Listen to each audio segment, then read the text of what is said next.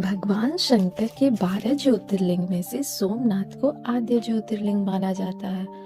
सौराष्ट्र के सोमनाथ का यह शिव तीर्थ चंद्रमा द्वारा स्थापित है।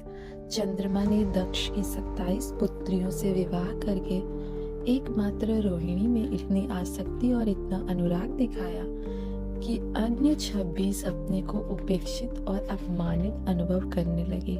जब उन्होंने अपने पिता श्री दक्ष से शिकायत की तो पुत्रियों की वेदना से पीड़ित होकर दक्ष ने अपने दामाद चंद्रमा को 2 बार समझाने का प्रयत्न किया, परंतु विफल होने पर उसने चंद्रमा को क्षय होने का शाप दिया।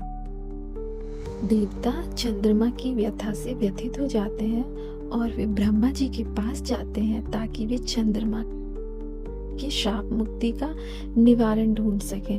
ब्रह्मा जी ने प्रभास क्षेत्र में महामृत्युंजय से वृषभध्वज शंकर की उपासना करने का उपाय बताते हैं।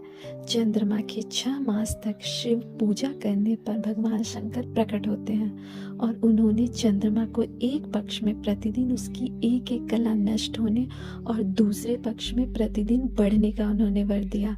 देवताओं पर प्रसन्न होकर उस क्षेत्र की महिमा बढ़ाने के लिए चंद्रमा के यश के लिए सोमेश्वर नाम से शिव जी यहाँ अवस्थित हो गए। देवताओं ने उस स्थान पर सोमेश्वर कुंड की स्थापना की। इस कुंड में स्नान कर सोमेश्वर ज्योतिर्लिंग के दर्शन से सब पापों से मुक्ति मिलती है। चंद्रमा को सोम नाम से भी पहचाना जाता है, इसलिए यह ज्योतिर्लिंग सोमनाथ के नाम से भी मशहूर है।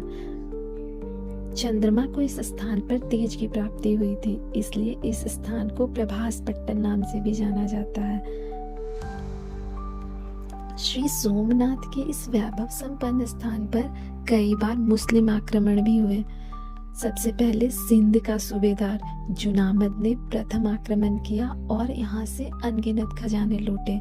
उसके बाद महमूद गजनी, अलाउद्दीन खिलजी, महमूद बेगरा और धर्मांध औरंगजेब ने भी इसे लूटने की कोशिश की। फिर शिव भक्त अहिल्याबाई होलकर ने सोमनाथ का नया मंदिर का निर्माण किया। फिर आजादी के बाद श्री सोमनाथ ज्योतिर्लिंग की प्राण प्रतिष्ठा भारत के तत्कालीन राष्ट्रपति माननीय डॉक्टर राजेंद्र प्रसाद जी के कर कमलों द्वारा और वेद मूर्ति तर्क तीर्थ लक्ष्मण शास्त्री जोशी जी के वेद घोष से बड़ी धूमधाम से की गई।